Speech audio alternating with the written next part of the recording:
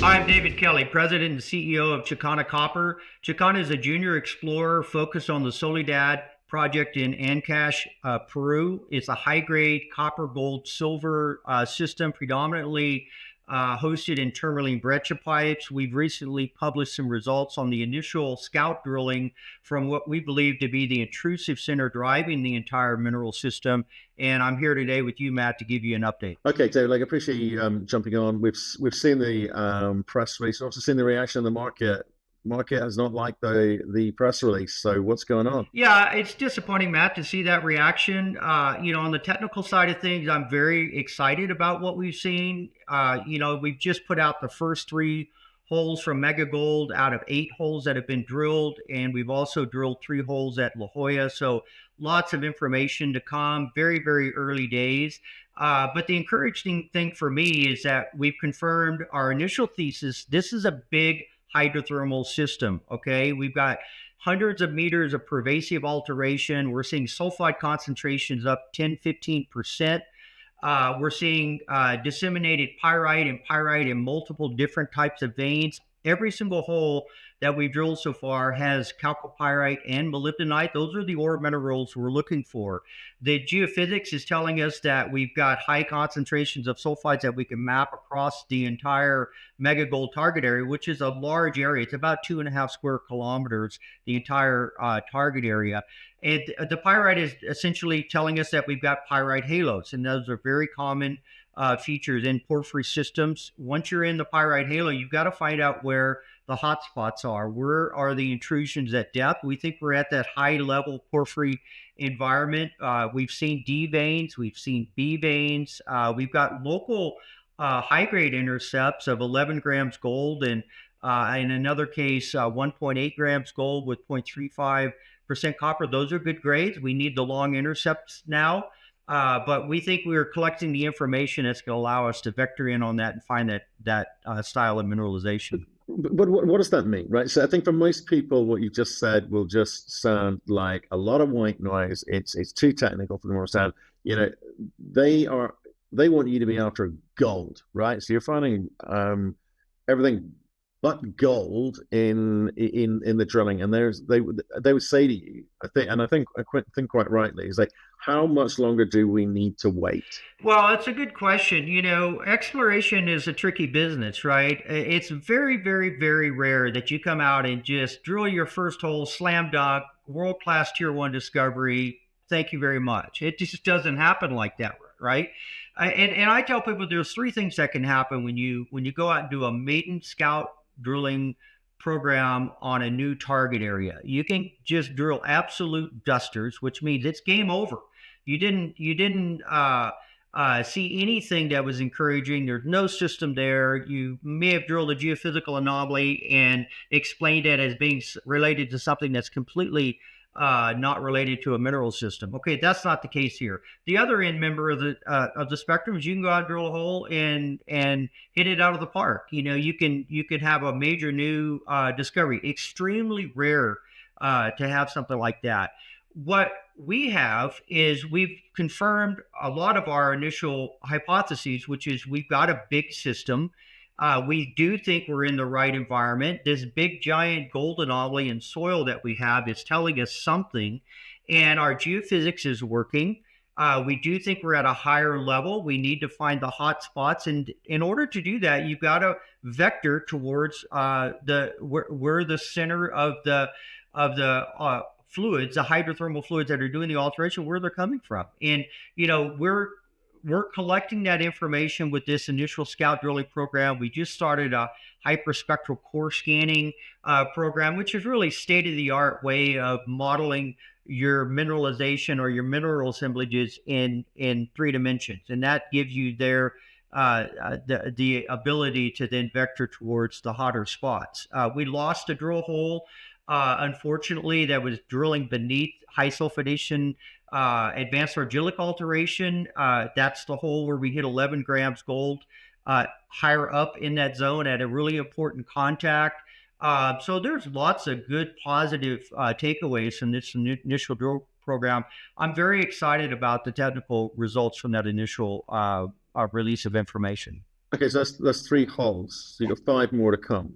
Yep. Is that right? When do we see those? When can you piece all of this together? Yeah, well, as soon as we get results, we'll put it together. I mean, you can see that the news releases are very technical. There's lots of information. I like to put the technical information in there because while I understand that retail generally doesn't understand a lot of the technical information, there are a lot of people out there that do understand it. And I think it's important for number one to see the rigor that we're applying in this exploration. It is a multidisciplinary science, and you're trying to solve geologic questions. But the next news release will move. The first one was the drill section on the eastern side of the mega gold target area. We've then moved to the central part in a section there, and then we've got two additional holes out to the west. In while doing that drilling, we took advantage of getting around to La Jolla. We've got three holes at La Jolla, so you can expect additional results in August and September. With the information that we've got coming in. Right. Do you change tack? Do you need to pay more careful attention to maybe market focused headlines rather than trying to do this the right way, in terms of your drill modeling, etc.? Because you don't have huge liquidity, and it doesn't take much to kind of swing the stock positive or negative. In this case, there's a massive sell off since the announcement. How are you going to behave going forward? Is it carry on as usual? I mean, how do you come at this? Well, I mean, what's good, what's important to me is that our longstanding shareholders are standing by us. We're Goldfields is very encouraged by the results. They see what we're doing. We're doing exactly what they've wanted us to do. Get out there and confirm if there's a system. And I think we talked about this before. Goldfields view on what success looks like for them is first of all confirm, is there a big system here? Absolutely, we've just confirmed that. The second bit of information second bit is what? well, the second bit of information is with the information you've collected, can we then know where to go in the system? They fully understand that exploration is not easy, and that you oftentimes have to work your way into a discovery, and that's what we're doing. So they want to know that we can find where to go next with the information that we're collecting, and that's exactly what we're doing. Right. Okay. So let me come back to you and say we've got a big system, but I think people want to see a big system filled with gold, right? Yeah. That's what they want to see. So big system on its own, it doesn't, I guess, move the dial, or hasn't moved the dial here. Yeah. So when you say we know where to go next, or we're working at where to go next, I think that's the point. People want sort of some confirmation, affirmation from you that says that with the data we're gathering, we believe we're actually going to be able to get onto the finding the gold bit quicker. What can you tell me? That is exactly the reason we designed this program the way we have. We're stepping across this large area. We're drilling scout holes. We've drilled, our deepest hole so far is 453 meters depth. Most of the holes are at around 300, probably average about 300 meters depth. We're collecting hyperspectral alteration mineralogy through this core scanning exercise. So we're doing exactly what should be done in a situation like this. And I can tell you, this is what normally happens in exploration. You get out there and you start collecting the information, you're testing your ideas. Our idea that this was an intrusive center that's driving the brecciapite mineralization has been confirmed. We see extensive amount of brecciation in the drilling so far. We see a lot of quartz, tourmaline, sulfide veins, breccias, and replacements. So this system is related to the tourmaline brecciapipes. And if you look at the numbers in the tourmaline brecciapipes, and you see how much metal has been pumped into those brecciapipes, there is something driving that.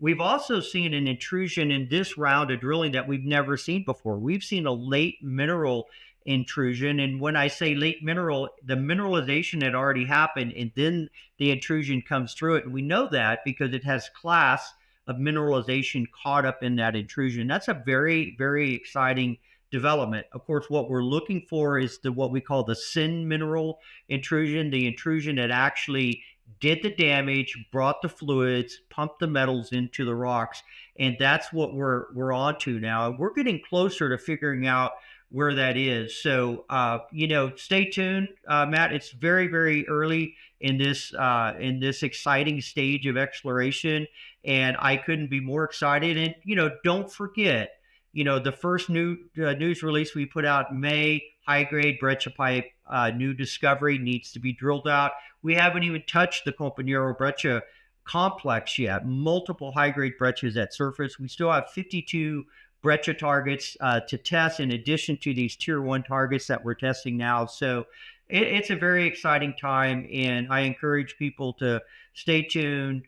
Don't panic. This is very typical exploration as it unfolds, and we're trying to bring people along and put as much information as we can as we're going through this process. Okay, well, maybe we'll come back to that another time, because in terms of the amount of optionality on the table, it's sometimes a positive and maybe sometimes a liability in terms of the capital expenditure required for all of the above.